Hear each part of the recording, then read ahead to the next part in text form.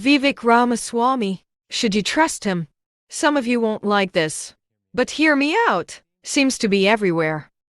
Clips of him giving it to the man and calling out the establishment all over social media. Skyrockets from unknown to top of the Republican polls. And I understand why. He says what we all want to hear. End the war, secure the border, drain the swamp, unity, freedom, truth. Which outlets are considered untrustworthy? Propaganda media. MSNBC, Business Insider, AP, Forbes, The New York Times, The New Yorker, Huffington Post, Axios Political, just to name a few. The mouthpiece of the establishment. Then why are they all so supportive of Vivek? Doesn't make sense. How is it considered anti-establishment when he's supported by the establishment? If you or I were to say some of the anti-woke things he says, we will be shadow banned. But somehow he's trending on every single major social media platform. He was a hedge fund manager. His claim to fame was a pharmaceutical startup company called Roivant. In the 9 years it's been in business, has never been profitable or delivered working product.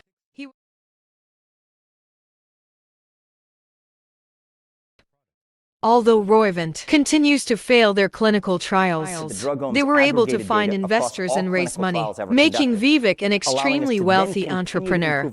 Good at convincing people to invest, poor at delivering product and execution. Not a good sign. So what about the money? The media highlights that Vivek has invested $10 million of his own money to fund his campaign. An honorable fee. Vivek announced his run for presidency in February 2023. How long do you think it takes to make that decision and execute a plan?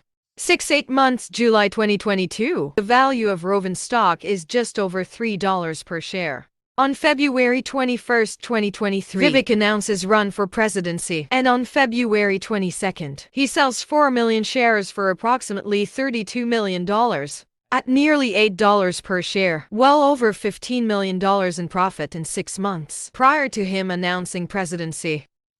Good for him, right? Make that money. Company is losing over $1 billion per year, but he got paid. Smart guy. Anytime things are just so coincidental, I'm forced to keep digging. Why did the stock price of an unprofitable, failing company rise over 100%? How does it go from an all-time low to nearly its all-time high? Institutional money. You remember when Vivek said the financial investment giants like BlackRock, State Street, and Vanguard represent arguably the most powerful cartel in human history? Well, guess who's on the list of institutional investment giants that started giving his company money 1 year ago? BlackRock, State Street, and Vanguard. All three have added to their positions in the last quarter, and Roivant, which Vivek still owns 7% share in, is now up over 300% in the last year, making it worth close to $1 billion. However, I am not a financial analyst, nor investigative reporter, but I was able to find all this out in a couple hours of sifting through publicly available data. Why is this connection to George Soros via scholarship and his involvement in the Ohio COVID-19 response team scrubbed from Wikipedia? In 2021, he was named a Young Global Leader by the World Economic Forum. 2 years later, after using that title to raise investments for his company, he sued the WEF to remove his name from the list. 3 months after that, he was able to settle with Klaus Schwab's WEF and receive a formal letter of apology.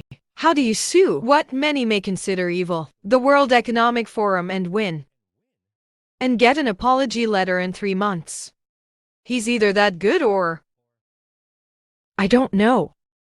Any real journalist or news outlet could have easily found out all this info, but they didn't. Real question is why.